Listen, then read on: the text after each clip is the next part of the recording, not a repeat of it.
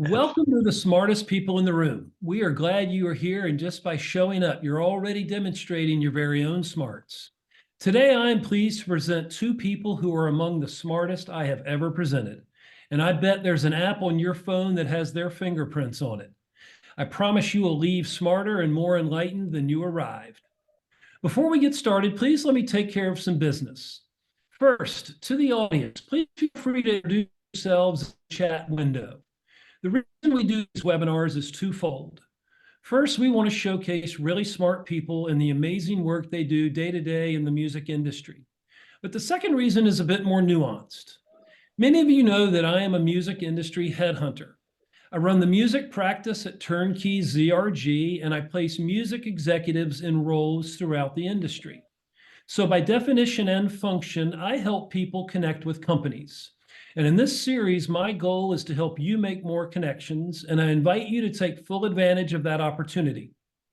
Specifically, I invite you to engage with the speakers and the other attendees in the chat of the Zoom.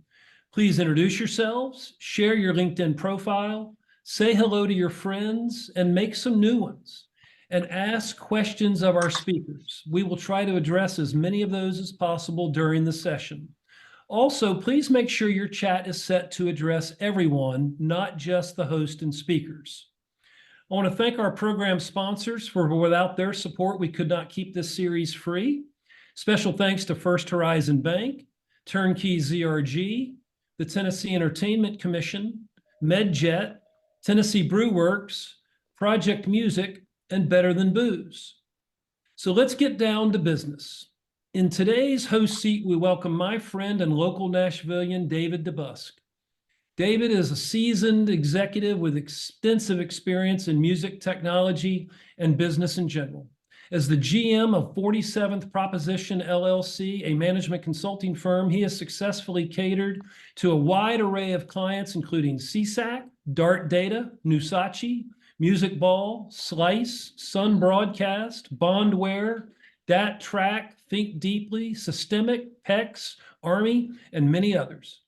David's journey in the music industry spans across various roles, from a recording engineer and music distributor to working with music rights organizations and technology companies. And most notably, he spent 2 years working as VP of Strategic Initiatives at Shazam, which we will delve into in just a moment. Welcome, Dave. It is an honor to have you joining us here today. Thank you. And joining Dave as today's featured guest is Chris Barton.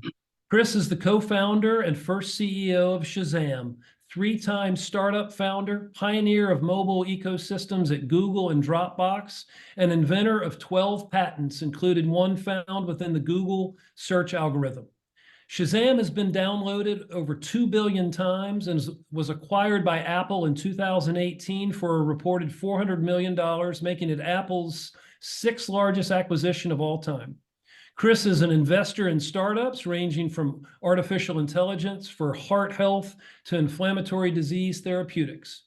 He teaches entrepreneurship and innovation in 4 online universities.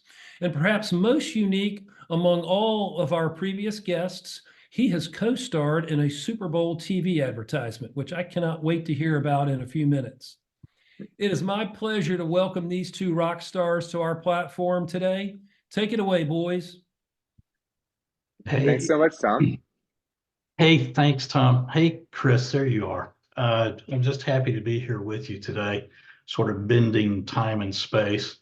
And you and I have been sort of cosmically intertwined since the early 2000s, when I first met you on Regent Street at the Shazam offices. And then later, when I was at BMI, and then some acquisition of IP there, and then later acquisition of IP back with Shazam. So we've been connected for a long time now. So thank you for being here, and for joining us, and Tom here in Nashville, and people all over. And I just want to, get to it. I mean, you are the founder of Shazam, and that is like a magical application that everybody that has an iPhone and Android has on their phones. And it is it's a verb, and I'd like to just start with how earth-shattering an idea that was and how that came about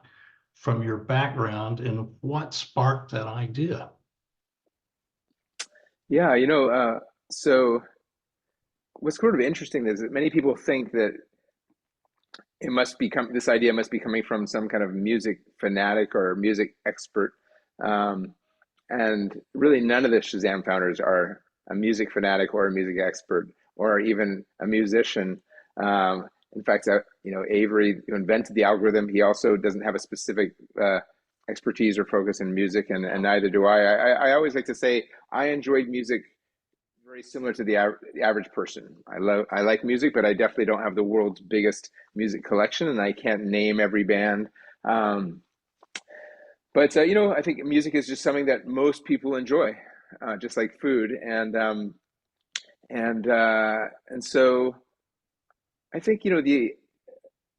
I mean, look, the problem that I had back in the day when I came up with the idea for Shazam was one that many people had, and that was that I would hear music I like, and I wanted to know what it was, and I think how ironic it was that back in those days, and we're talking about 1999 is when I came up with the idea for Shazam. Um, Back in those days, the way that surveys show that the way that people chose the music they were going to buy, the albums, was primarily influenced by things like radio play, a DJ saying, here's a song and here's the artist, um, music magazines, and actually word of mouth through friends. Those were some of the biggest drivers of what drove purchases of music. And how ironic it was that the one thing that would lead to the most inspiration of music, which is actually hearing it, was not a way that could lead to buying it. I mean, so if you were in a grocery store, in a bar, in a club, in a restaurant, and you heard music and you liked it, there was really nothing you could do. I mean, if you were lucky, maybe the waiter knew the name of the song. And In a grocery store, I mean, I don't know how many people would have the guts to go up to the to the clerk and say, "Do you happen to know the name of this song?" I can definitely remember going and asking, for example, restaurants to go look at the CD they were playing, and sometimes it was a compilation CD, and saying, "Could you find out what song is playing right now? I'm curious. I like this song." But yeah, so this moment of inspiration, I actually called it the music moment. That moment when you hear a song and you think, not only are you enjoying the music, but you think, wow, I really like this song. That music moment, there was nothing you could do. Um, and and so that idea of solving that problem was something that I wanted to solve, but frankly, it was not a novel idea. There were actually multiple startup companies that pursued that solving that idea. Um, and the way they did it is it was the same idea that was my original idea, which was that they tied into radio monitoring technology, broadcast data systems that monitored thousands of radio stations, for example, in the US, tied into it, and then built a service on a mobile phone where you could actually type in, you'd say, if you're listening to the radio and if you know the radio station you're listening to, you could type in the radio station and then it would tell you what song is playing. So that was my original idea for Shazam.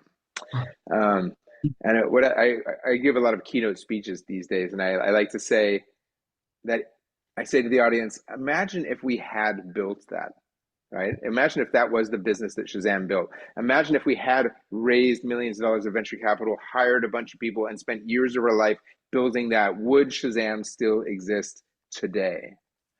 Right? And the answer is obviously no, right? And so that idea was just not innovative enough.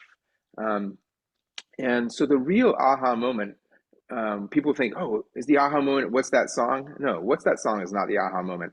The real aha moment was a moment when I was doing a semester abroad at London Business School during my MBA. I was living in London. I was living in a Portobello Market area. And I was laying in bed thinking about this idea that I had of like 6 other startups had of radio recognition on your mobile phone. And then I was thinking, what could someone do if I did tie into this radio monitoring technology and build this service and launch it, and everyone could type in radio station numbers and find out what's playing on that radio station? If I did do that, what could someone do that would leapfrog me and make me irrelevant? Okay, so that was the key thought. What could someone Yeah. do that would leapfrog me and make me irrelevant?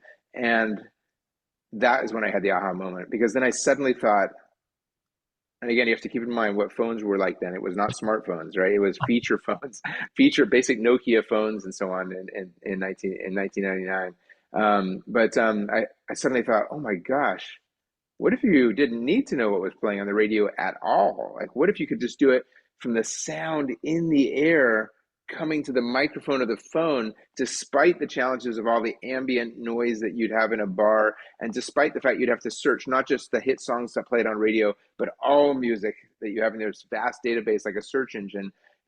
What if you could solve that problem? That would be incredible. And then immediately my response to my own idea was, oh, wow. And then you wouldn't have to type in the radio station number. So the user experience would be amazing because you just identify it. There'd be no like, what's the radio station number?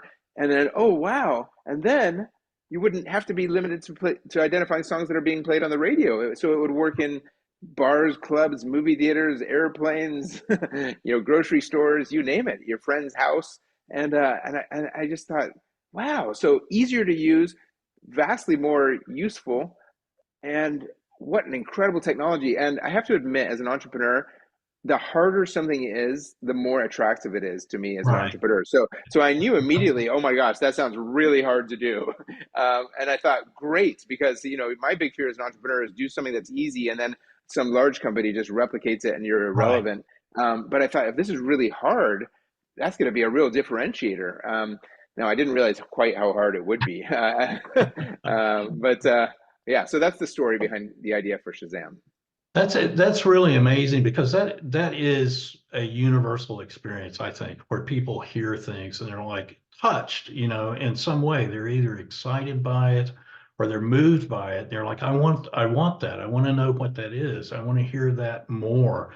I mean, that's such a universal experience. And to be able to sort of, decipher that and to have, oh, that's what that is.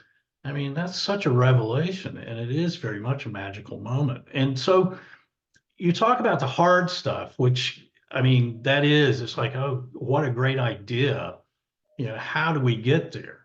And it's like, so talk a little bit about that, because in order for Shazam to work, it's got to have a library of things that it knows, right? So it has to know that that's Dolly Parton singing Jolene, and that's what it's hearing. So how did you go about building that? I mean, and even to assemble the team to build that, I guess. Just give a little background on that. Yeah, so there was no digital. There were very limited digital databases of music at the time. There was no Spotify. There was no iTunes. iTunes launched well after Shazam, and there was no obviously Apple Music. There were some startups that had built digital databases. One called Music Bank, I remember, that raised a lot of money. Most of these startups were great examples of why not to do a startup in the music space, because they would fail one after the other. But and there was like a company called Music Choice that did sort of music television broadcasting and Right. so on. And Right. so there were a few little digital databases, but we reached out to those companies, and of course we couldn't get access to them. So we had to construct our own database of music from scratch, starting from CDs, so that we could enable this vision of essentially a search engine across music. Because what we're doing is we're searching. Essentially, you take music and we convert it into fingerprints.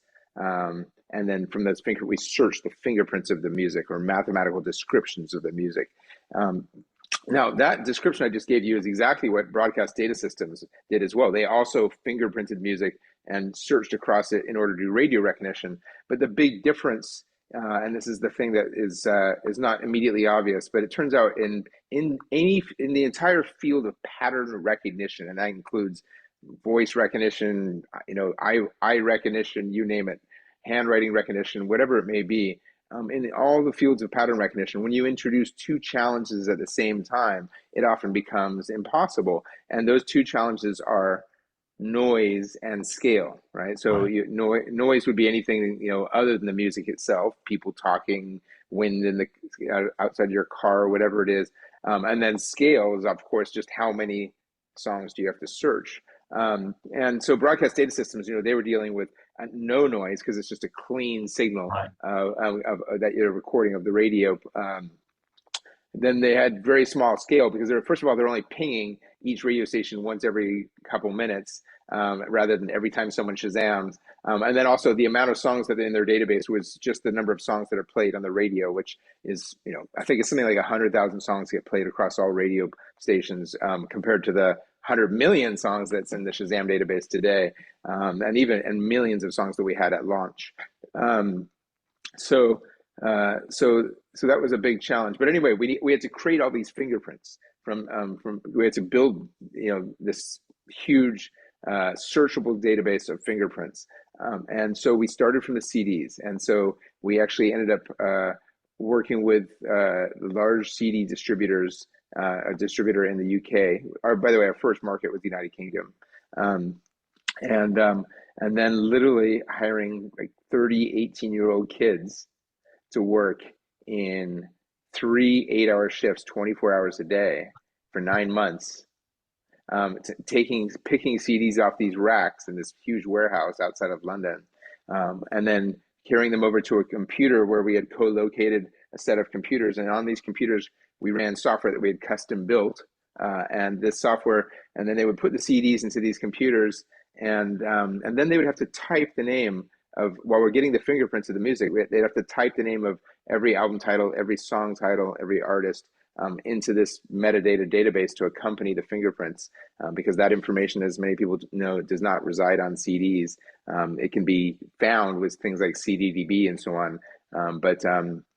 Yeah, so we essentially worked for 9 months, and my co-founder Philippe, as you know well, sort of oversaw that giant project that we had, which was just one big piece of the creation of Shazam for launch. So you mentioned you guys started out in London, and you have a connection there because one of your parents is actually from the UK, right? And then you went to school there. I always was under the impression that Shazam started out in London because it had just a high penetration of mobile phones. People were used to texting. It had a very vibrant, music, community there, and just scene and all that. And so it was like, a lively bar and pub scene. So it was like the ideal market. So talk a little bit about how you raised money to get to London and how did that come about? Yeah, so I was doing my MBA at Berkeley when came up with the idea for Shazam and found my co-founders Philippe and Dheeraj and Avery, the fourth genius technologist co-founder. Um, but as you mentioned, my father's British. I have a British passport. I had earlier, years before, done my master's degree at Cambridge in England, and my first job was in central London, at a strategy consulting firm. And I loved London. And so when it came time to starting a company, several years later, after having lived in San Francisco for years, and while doing my Berkeley MBA at Berkeley, I just thought, I want to start a company. It was like two separate things. I want to start a company, and I want to live in London. And I want to start a company in London. How I thought, because I kind of thought that just seems like a fun thing to do. Start a company in London. Honestly, it was a lifestyle-driven decision, but it ended up being a serendipitous, because it ended up being a very, very good strategic decision. Yeah, Because at the time, this is what we often forget, but the companies that dominate the mobile world today obviously are Apple and Google right, with Android and so on. But back then, actually, the U.S. had very little influence on the mobile world, and the U.S. was actually probably the most backwards of all the mobile countries in the world. The most advanced places were places like Japan, Sweden, and frankly Europe in general, with London as a hub, were all more advanced than the United States. You had, for example, at that time, every person on a mobile phone in Europe could text message each other. right. In the United States at that time, you could only send text messages to people on the same carrier that you were on, which is just crazy. So if you were on AT&T, you could only message other people on AT&T. and so on. And the carriers had thought that would be a smart way to keep people locked in. They eventually ended up building interconnectivity a few years later, but ringtones is another example. Ringtones was one of the first things that kind of came to mobile phones after the original really capabilities of just making phone calls and sending text messages. And so ringtones were this first advanced service that people could use or buy on a mobile phone, and that started in Europe, and then eventually it came to the U.S. And Japan. I should say Japan also. The first camera phones were in Japan. So by locating this startup in the UK, we're actually locating it in a place where people are forward thinking about this stuff. So U.S. venture capitalists, they couldn't even comprehend the idea of a business being built around a mobile phone at the time. And in fact, we did pitch to some U.S. venture capitalists and I've got absolutely nowhere. Of course, it was really hard times. The dot-com bubble had just popped, but yeah, we had no chance in the U.S. In Europe, we also had a really hard time. We pitched to over 100 venture capital firms, and again, they were all fighting fires for their portfolio companies because the dot-com bubble had just popped. And but at least they understood that there is a business to do things on mobile phones, because ringtones, as I said, was one example. Yeah. Yeah, it really is amazing how the confluence of all those things sort of came together to make that happen. So you talked a little bit about some of the obstacles, and of course there's always raising money, the pitching, and also the technology side of it. But during this time, I mean, you were the CEO, and this was your first time being a CEO, right? I mean, this was your baby, right? So it's like, how did you fill into that? How did what was your perception of that? Was it like, oh gosh, what am I doing? Or was it like, tell me more about that. Yeah.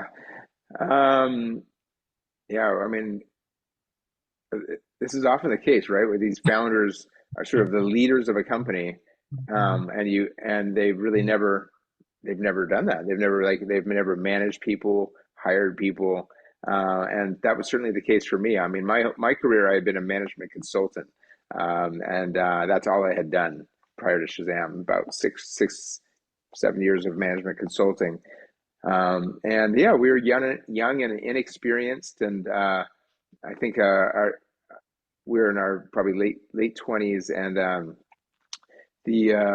remember that the word on the street among the venture capitalists that met us, and we met a lot of venture capitalists because it took a lot of meetings to try to find someone who'd invest in Shazam. But I think that they later told us that they described us as the Brat Pack, because because we were like these, like, I mean, I think there's a lot of young entrepreneurs in Silicon Valley, but maybe in the UK at the time, entrepreneurs were a little bit more seasoned than we were, on average.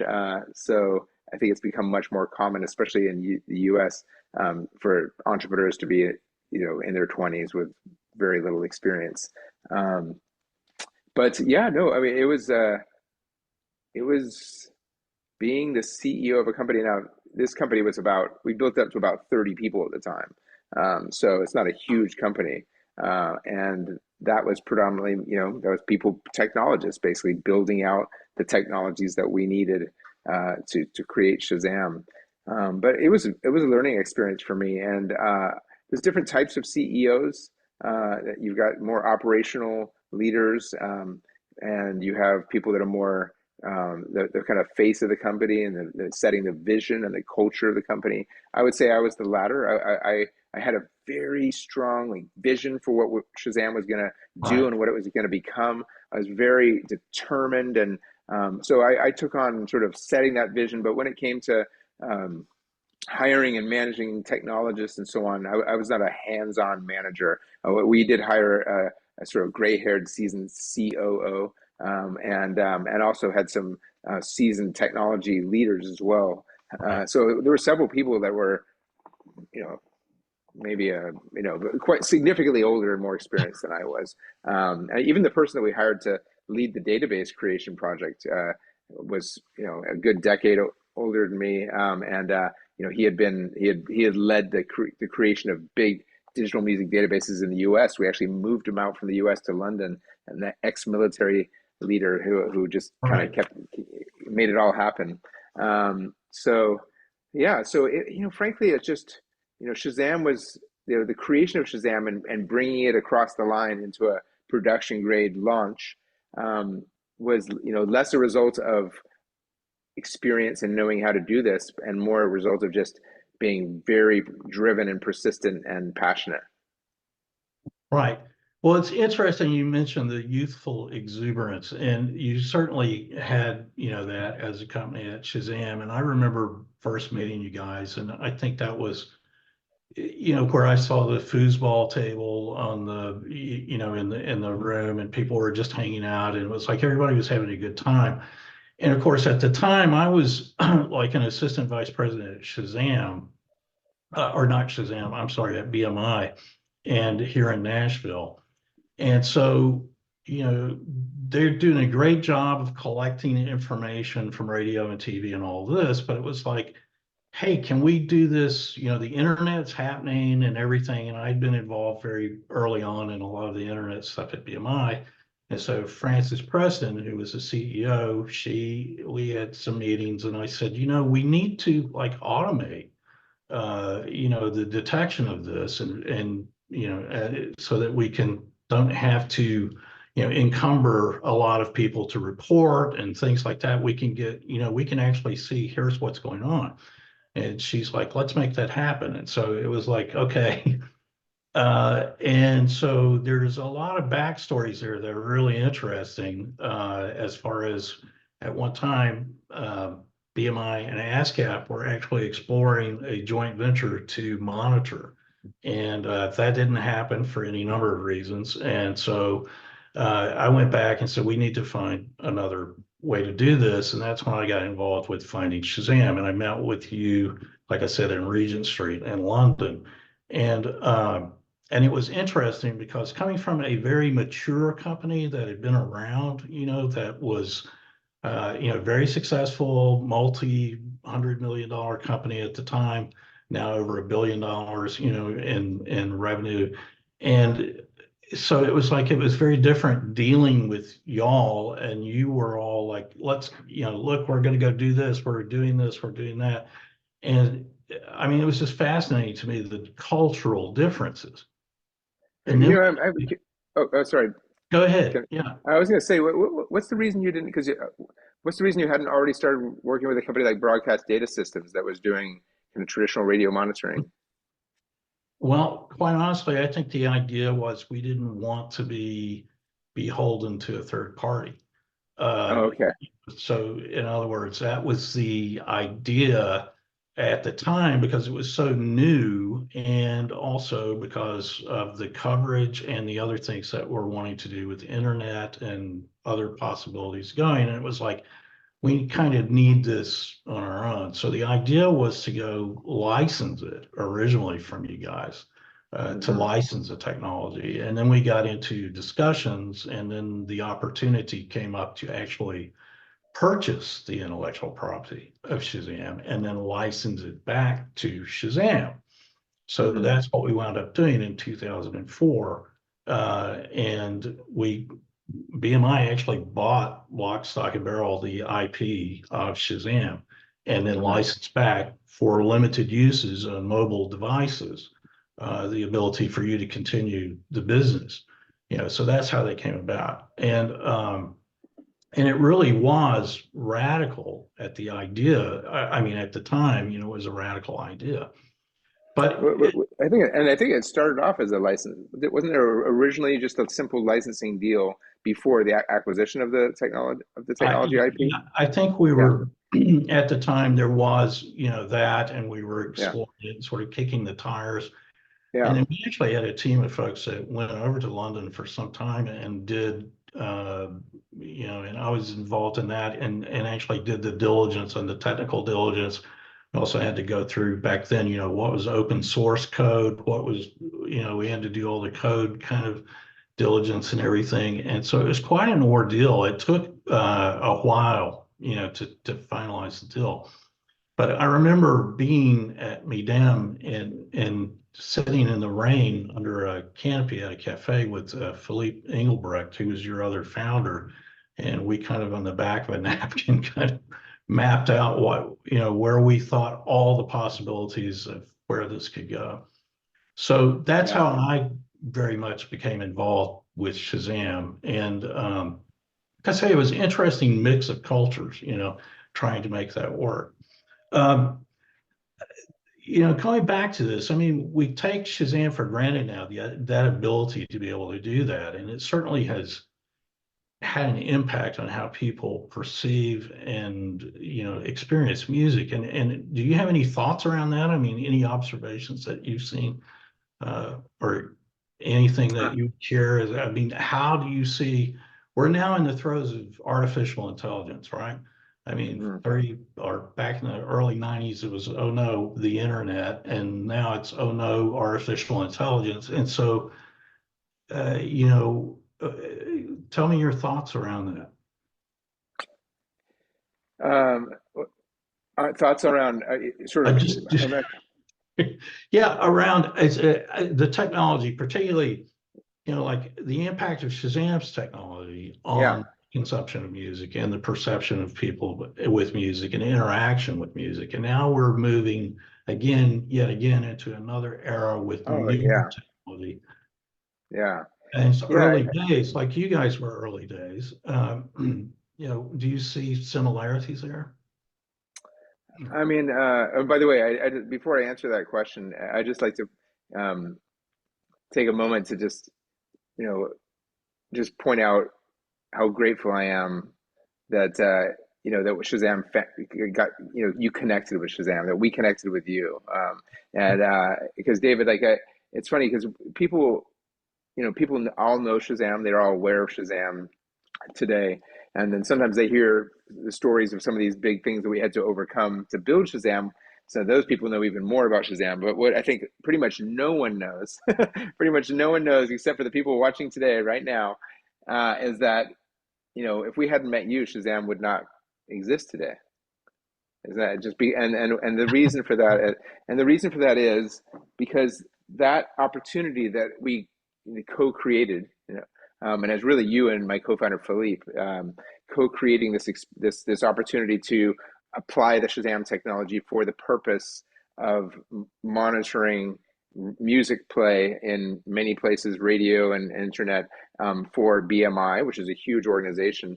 That opportunity ended up becoming something that enabled Shazam to survive for many years, because of the fact that, as you said, it led to a sale of the IP for a significant amount of money, and that money that came into Shazam is the exact money that allowed Shazam to survive for not one, not two, but not three, not four, but something like 6 years. Okay, 6 years. Yeah, because the thing that people often don't know is that Shazam launched in 2002, and the App Store came out in 2008. That's 6 years. Right. And during that time, that we had nowhere near the number of users that we needed to be financially viable. It was just, even though it was a cool experience, you dial the phone number and identified a song using a phone call, and then you getting a text message back to your phone.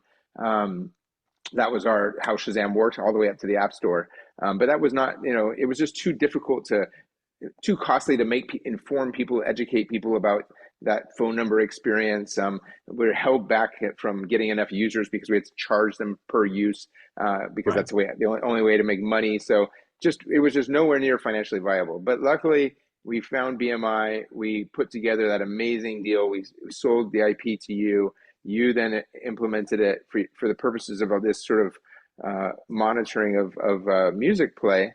And it was a perfect use, because even though there were technologies like broadcast data systems that predated Shazam, they didn't have nearly the scalability, the accuracy, computational scalability of Shazam. Because we essentially had, by creating such an advanced technology that worked in noise and scale, we had accidentally created something that was very computationally efficient.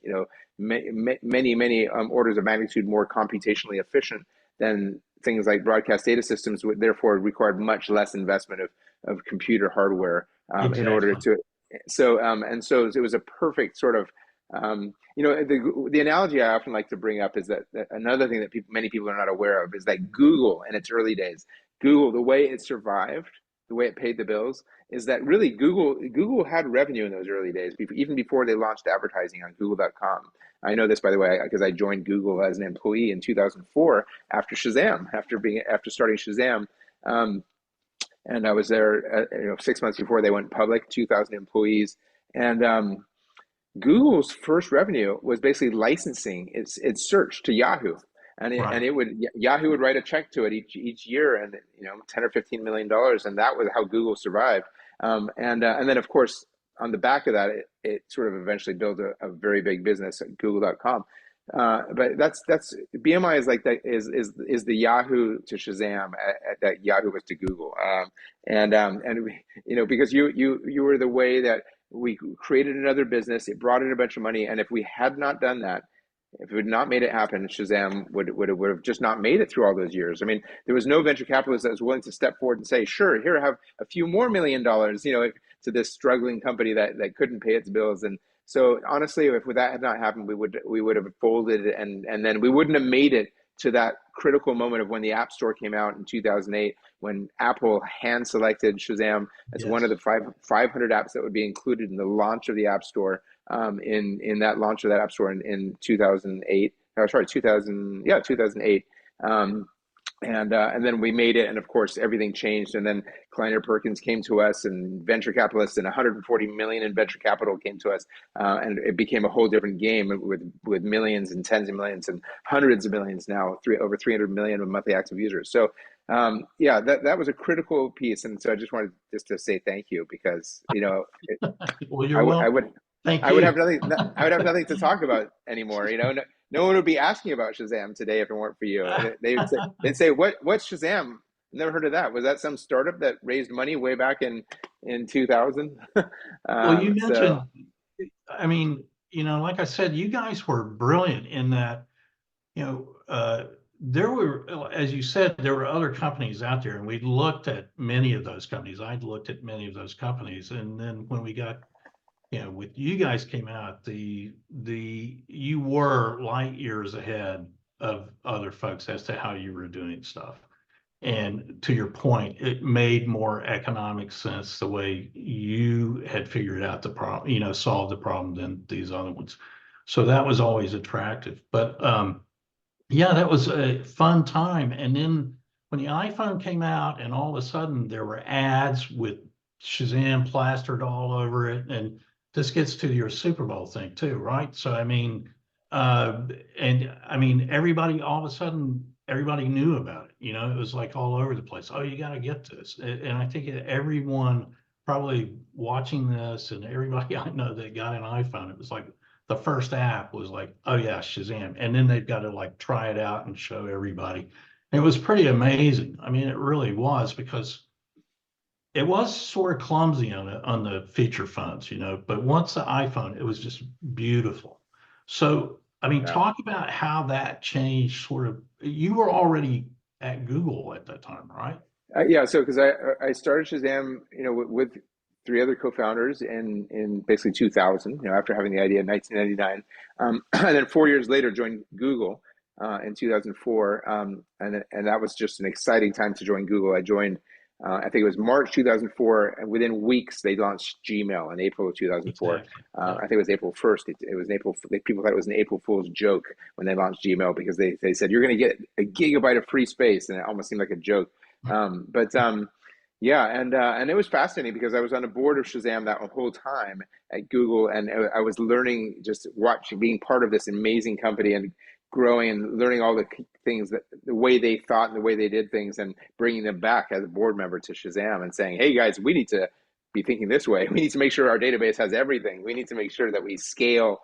And we need to focus very heavily on speed, because Google really found that speed mattered a lot, and even correlated to their gain in market share in search. So not just the search quality and relevance, but also the speed. And so that speed was a big focus at Shazam as a result as well. Yeah, it's funny. AI has become the big, everyone talks about AI. AI is changing the world, right? I mean, AI is like water now. It's everywhere. It's going to be part of everything. There will be, I think it won't be long before there won't be an experience. We won't even use the word AI anymore because it'll be like saying technology, because Right. there won't be an experience you can have that doesn't have AI in it. I mean, literally when you go to the local CVS and you buy something across the counter, somehow AI is going to be involved even in that, and Yeah. it's going to be pervasive. Um, and so I kind of dug into the whole AI thing, and I was studying the history of it. I actually ended up like watching all these videos and doing all this research on the kind of history of AI. I mean, way back when I was at Berkeley undergrad, I had even taken a bunch of computer science classes, and I took some of the early AI programming languages, known as one was called Lisp.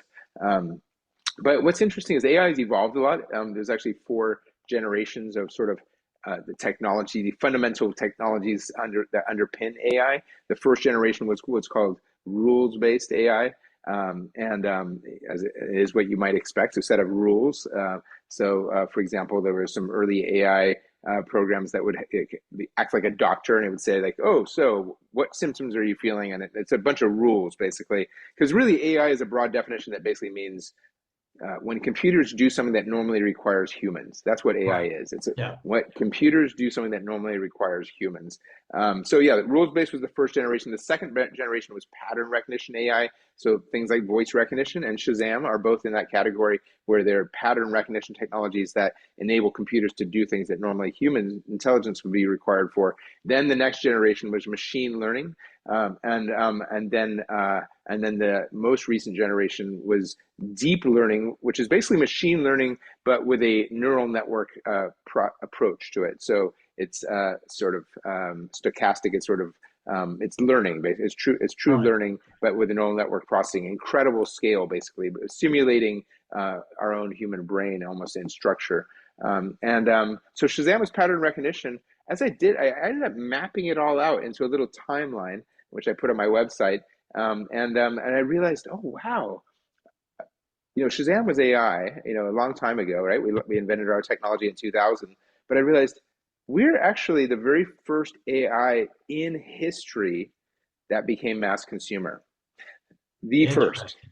Isn't that Wow. interesting? I never, Yeah. I mean, that's how ancient, because it turned out, I mean, now the only two exceptions is there was Dragon, which was voice recognition, which predated Shazam, but that was not a consumer, it was a business product. Right. So defining consumer. And then there was Google. Google did launch 2 years before Shazam, but when it launched, it was not AI. The original Google was actually just this thing called PageRank, which was not AI. It Right. was essentially just a set of rules that ranked websites based on how many links they had. It later weaved in AI, obviously to incredible levels. But that was after Shazam. So Shazam, which started 2 years after Google. Google was 1998. Shazam was 2000. Shazam was the first AI that became mass consumer. So we marked our place in history. But yeah, Yeah. answering your question, where is it going today? Because if you think about it, what AI, AI is very broad and it's been used in many different ways. And generative AI we see is even being used now to create music and so on. Um, what Shazam's doing is not generative AI. Shazam is solving a specific problem. It's actually solving a problem way beyond human intelligence, because there is no human that could literally just know every song in the world and be able to identify it, right? So Shazam, There's one, and you and I both know him. His name's Charles Schlomowitz. oh yeah, that's the one. Yeah, Yeah, yeah, he's yeah, the only yeah, one.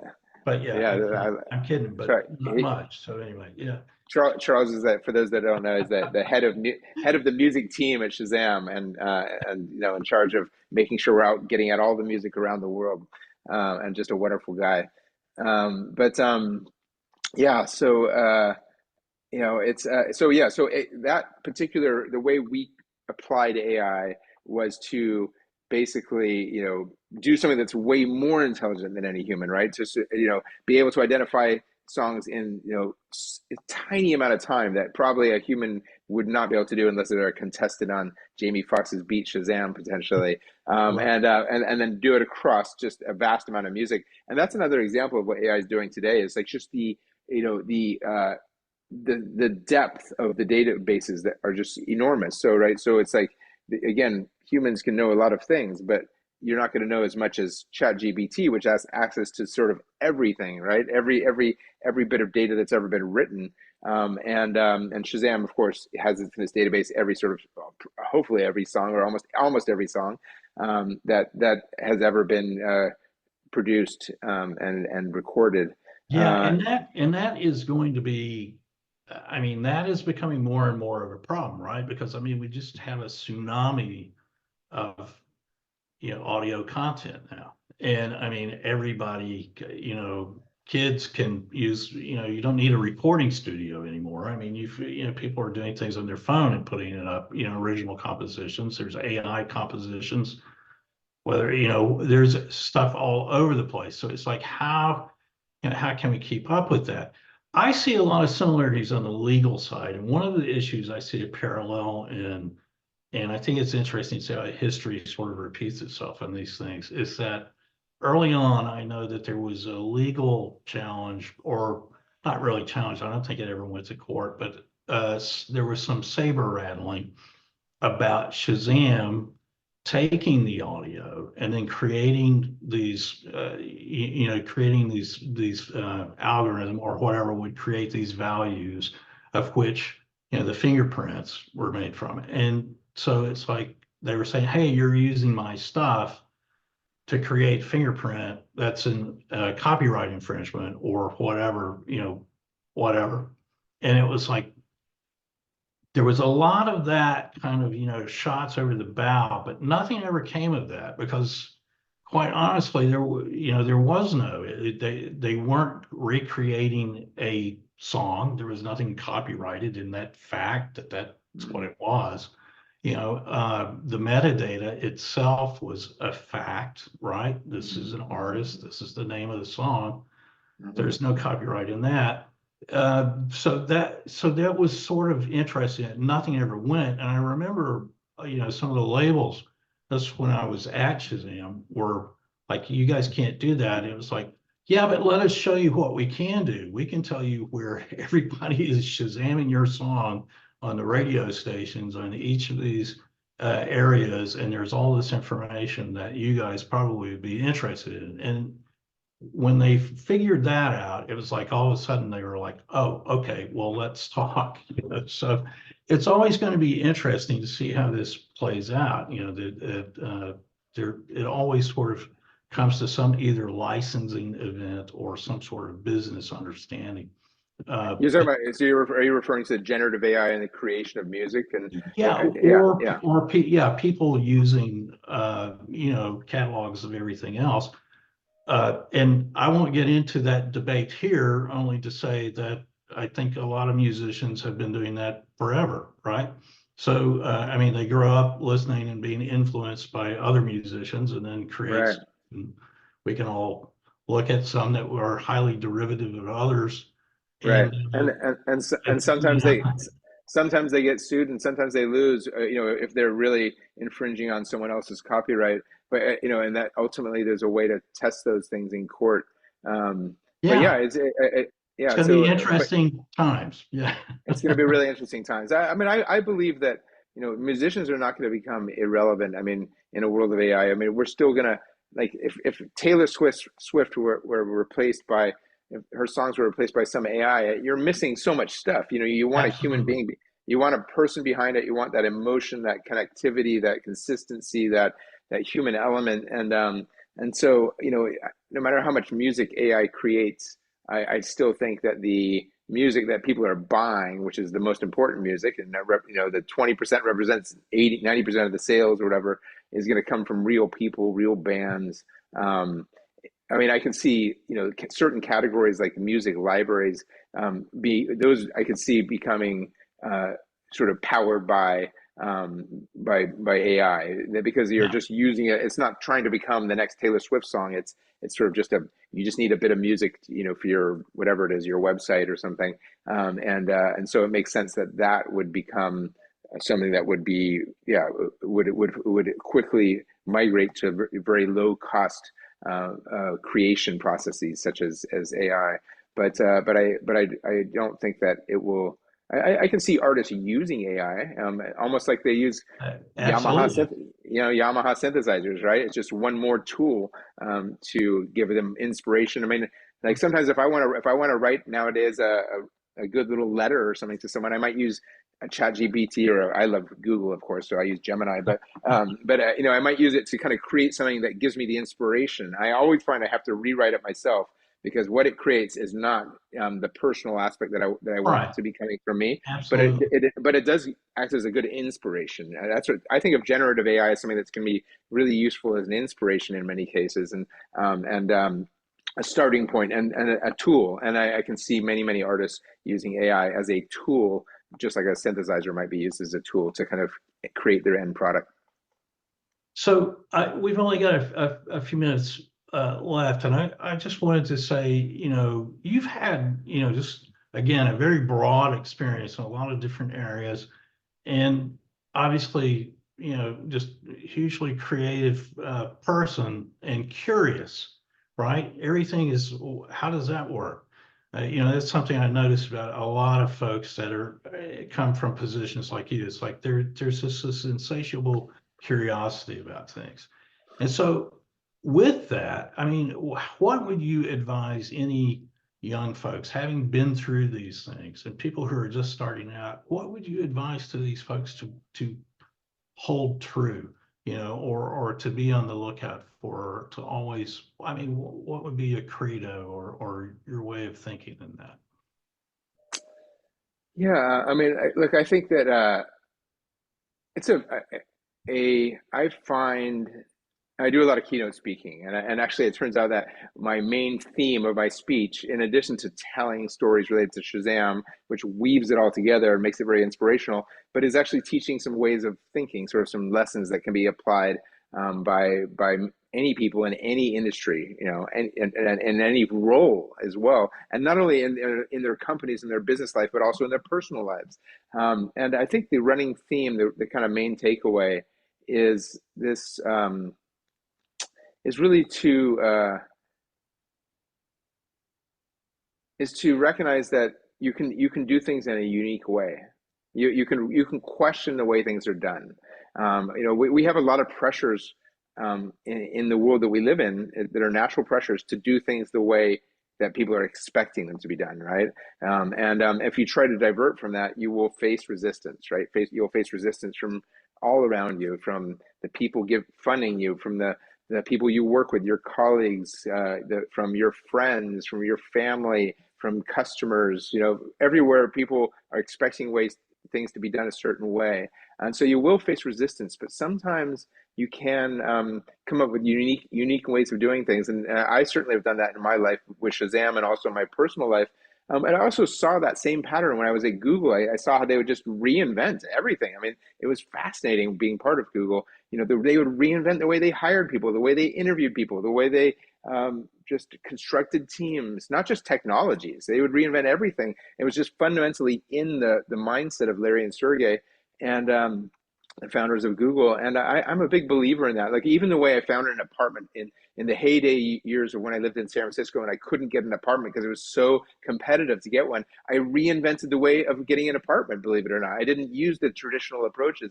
And I came up with a pretty crazy idea, but it worked, of finding an apartment before it became listed, so I wouldn't have to compete against the masses that were all competing for these listed apartments. Um, so, so I think it's just, my main advice really is to, as well, I mean, it's called first principles thinking, right? This first principles thinking, it's used when you want to come up with a really good idea, right? And so, it's actually the type of thinking that's used by, was used by Steve Jobs, Henry Ford, Leonardo da Vinci, for their great ideas. You can't use it constantly. You can't apply first principles thinking to every single thing you do, because you'd never get anything done. But when you want to come up with a really good idea, you have some big problem you're trying to solve, whatever it may be, finding an apartment, or figuring out how to solve for some, make a band more successful, or figure out how to break through some kind of customer acquisition strategy that you're trying to improve for your music business. I mean, whatever it may be, when you have some big problem and it's really core to what you're trying to do in your personal or professional life, to spend that extra time to do the first principles thinking, And you can read up online on how to do that. But it's relatively simple. It's really just making sure that as you brainstorm ideas, which we all do, we all brainstorm ideas. But the key thing is to brainstorm ideas not from what you already know, not from assumptions. The key thing is to start from only things that are known to be basic truths. So actual basic truths, things that are not assumptions. So to give you the example in Shazam, all these companies were starting a music recognition business, that based on well, the assumption is the assumption is you need to know what's playing on the radio. So the assumption is we have to use an existing technology of what's playing on the radio to build some service. But I said no. The basic truths are, these are truths, not assumptions. Every mobile phone has a microphone and music is audible. Those are just truths. No one's going to argue and say, no, that's not true. Not every mobile phone has a microphone. Yes, they all do. And music is audible. And so you combine those two and you come up with this breakthrough idea. That type of thinking was used by Elon Musk when he came up with SpaceX, by Steve Jobs and many of the products at creation of Apple, and by Leonardo da Vinci. So that would be I would say, like, learn a little bit about first principles thinking. It's what scientists use. It's what's used by many of the kind of creative innovators in history. Learn the technique and then it's a pretty simple technique, and then apply it for the important things in your personal and professional lives. That would be my main advice. That's great advice. I love it. So, Tom, I guess we're nearing the end here. I'm trying to figure out if we want to try to hit a couple of questions. I've not been able to keep up track with everything that's going on over there. So I see some familiar names that are asking or commenting, I should say. So anyway. Are they? I haven't been looking at the chat. Are there some any questions? I think there's some questions. I think there's some questions in there. There's certainly a lot of opinions in there. Most of the questions that I was looking at early on were around trying to compare Shazam's use of data a la the way AI companies use data to teach their machines. In other words, machine learning, right? And was that stolen data? Was that misappropriated data? Chris, you have any comment on that at all? I know my answer to that, but I'd rather hear yours. Was the data stolen? The data that you're saying that companies Shazam used, or the other companies used? That Shazam used. Everyone is accusing OpenAI and all these other companies of stealing data. I see. Okay, train their machines. Was the data that you guys used to create Shazam a similar misuse of the data? Okay, yeah, I see what you're saying. Yeah, no, I mean, obviously we strongly believe that it was not a misuse of the data, because really all Shazam's data is just, it's descriptive. So it's like saying this song has 100 drum beats, 32 riffs of. It's not how it works, but I'm just giving this as an analogy. 32 riffs of a guitar, 2 lead singers, a female and a male, and then you're using it to like map it to a song. And so, where you're stealing data is when you're doing something under copyright that is something that I always like to say, this is the test, by the way. It was once explained to me by a copyright lawyer. The test is this. Da-na-na-na. That is copyrightable because you recognize it. You can't do that with a fingerprint. A fingerprint is just a description. So I think of it as like, if you go license the rights to have a picture of Tom Cruise, that needs the license. If you go take a satellite and take a picture of how many people are in Disneyland right now, and it says there's 150,000 people in Disneyland, and one of them is Tom Cruise, you don't need Tom Cruise to approve that use of his data. That makes sense. So so that's the difference. So Shazam, we were very careful not to really use the da-na-na-na copyrightable aspect of music, and we were looking. Chris, I just want to say to that point, now that that Beethoven is public domain, so Tom won't have to pay a performance license on that bit that you just performed. So, but you were getting stuff off of CDs earlier. I mean, when you guys started out, when Shazam started out, you were actually getting stuff off of CDs, but those CDs, you actually had an arrangement with the company that was a distributor of those CDs, right? So I mean that was all legit the way that it was built. Yeah. So yeah, so I agree with you. I don't think that there was, a copyright issue there. BMI certainly didn't think there was a copyright issue there, or they wouldn't have, used the database. So anyway, Yeah. Here's one more question that I thought was interesting. Comparing the Music Genome project that became Pandora to what Shazam was doing. Any similarities or differences between those two?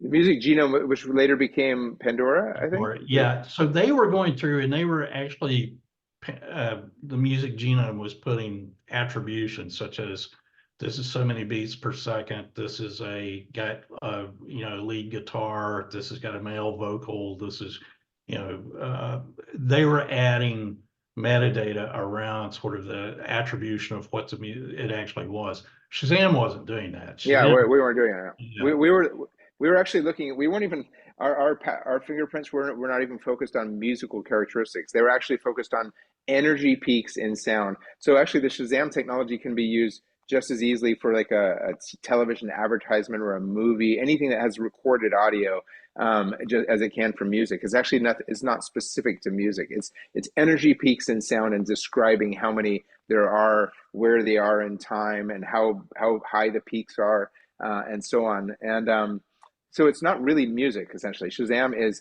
an analysis of sound.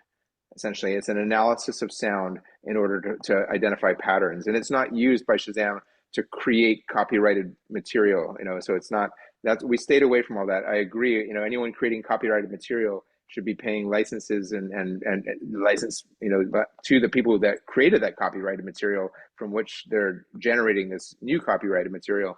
But Shazam was not doing that. We're in the business of just helping people buy music, essentially. We're using signals within energy of sound to identify a song, tell someone what it is, and then they can go buy it. yeah, absolutely. It works with me because I use it all the time and I love it. And Dave, this is why I was so pleased to present you to, because Shazam was truly the first app that I ever downloaded on my first iPhone.